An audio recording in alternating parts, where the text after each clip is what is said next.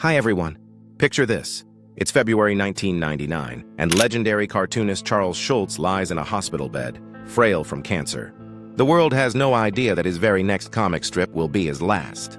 For 50 years, he gave us joy through Charlie Brown, Snoopy, and the gang. But off the page, Schulz battled rejection, heartbreak, and doubts that never left him. This is more than the story of a comic strip. It's the story of a shy boy from Minnesota who turned his pain into one of the most beloved creations in history.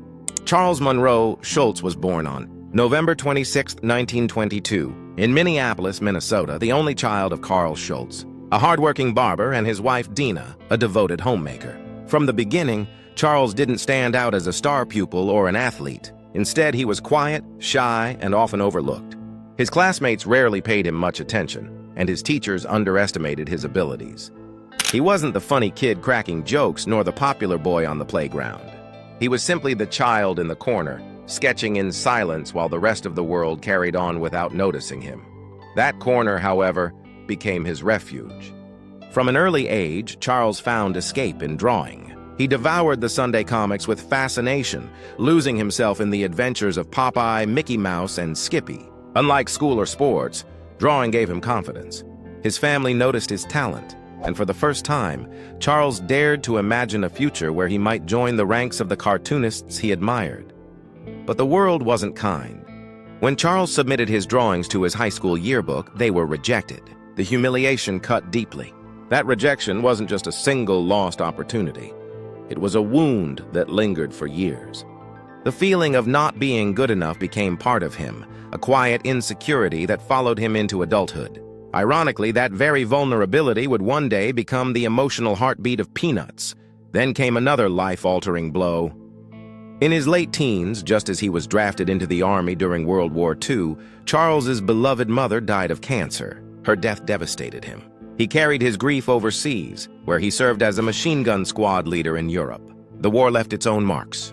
Though Charles rarely spoke about his service, he had seen firsthand the brutality of combat, the randomness of death, and the fragility of life itself. These experiences, buried deep inside, would later echo through his comics in the form of melancholy, loneliness, and philosophical reflection. When the war ended, Charles Schulz returned to Minnesota, but life wasn't simple. He threw himself into drawing, determined to become a cartoonist. Yet rejection dogged him again and again. Submissions to newspapers and magazines came back unopened or politely dismissed. Each envelope stung, but he refused to quit. The shy boy from Minneapolis pressed on, sketch by sketch, convinced his work would one day find its place. In 1947, a small breakthrough came. His panel, Lil Folks, was picked up by a local paper in St. Paul. Among its simple drawings were the early versions of characters who would later capture the world's imagination. A round-headed boy and a dog with endless dreams. By 1950, Schulz's persistence paid off when United Feature Syndicate offered him a chance. On October 2, 1950, the first Peanuts strip appeared in 7 newspapers. The title wasn't his choice. Editors rejected Lil Folks as too similar to another comic and insisted on Peanuts. Schulz hated the name for the rest of his life, but readers didn't care. They saw something new. Peanuts stood apart with its honesty. Charlie Brown lost more than he won, yet he kept trying. Snoopy imagined himself as a flying ace, a novelist, anything he wanted to be. Lucy gave advice for a nickel, Linus clutched his blanket, and together they mirrored the struggles and hopes of everyday life. By the 1960s, Peanuts was a cultural phenomenon. It appeared in thousands of newspapers worldwide, reaching over 300 million readers daily. The characters became household names, spawning books, TV specials, merchandise, and even stage musicals. When A Charlie Brown Christmas aired on CBS in 1965, network executives doubted it would succeed. It was too quiet, too religious, too different. But it won an Emmy and a Peabody Award, and today it remains one of the most beloved holiday specials of all time. Yet while the strip soared to unimaginable heights, Charles Schulz himself remained deeply human, flawed, insecure, and often melancholy. To the public, he was the genius behind Peanuts, the man who created Charlie Brown and Snoopy. But those who knew him best described a far more complex figure. Friends said he was kind, generous, and thoughtful, but also distant, withdrawn, and preoccupied. For Schulz, his work wasn't just a career.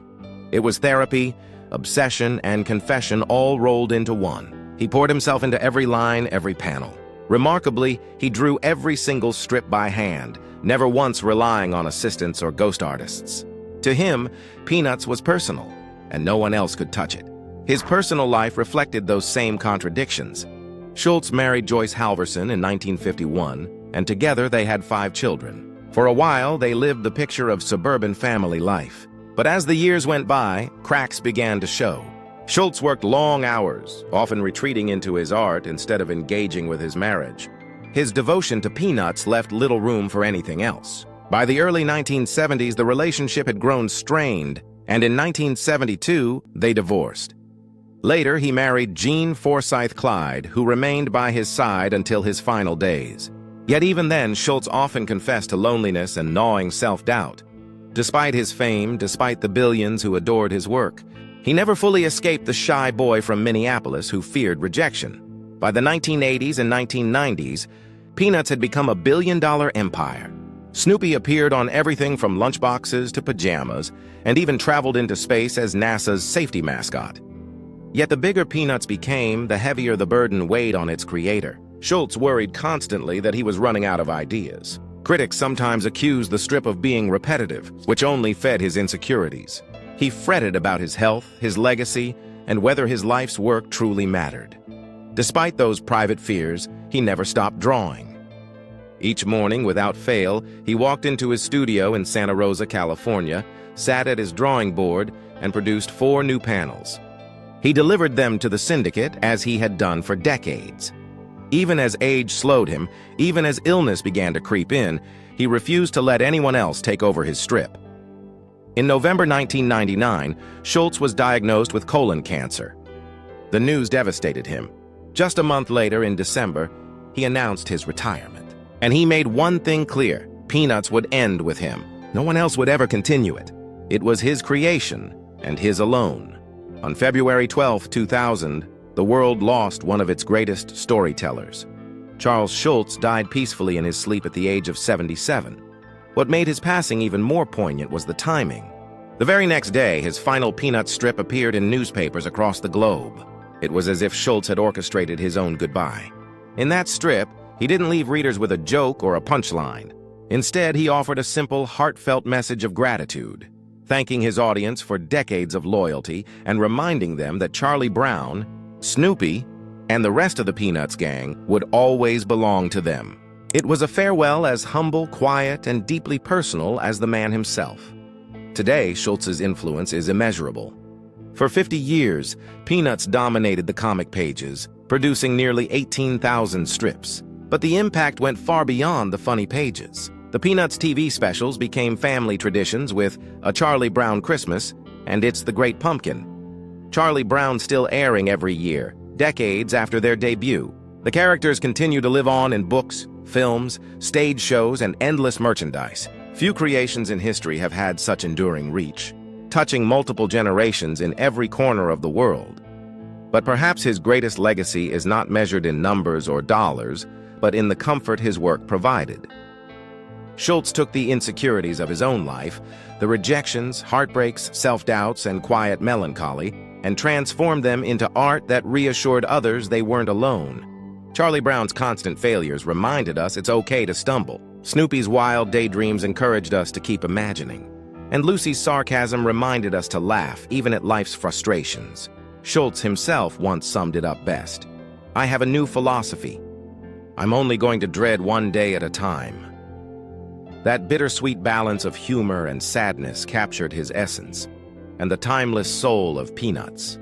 For nearly a century, Charles Schulz has made us laugh, cry, and reflect on what it means to be human. His life proves that even the quietest, most insecure voices can leave the loudest echoes in history. So what do you think? Could Schulz have imagined the global empire his little round-headed kid and his beagle would become? Share your thoughts in the comments. And if you grew up with Peanuts, let us know your favorite strip or special. Don't forget to like, share, and subscribe for more untold stories of legends who shaped our world. Thanks for watching.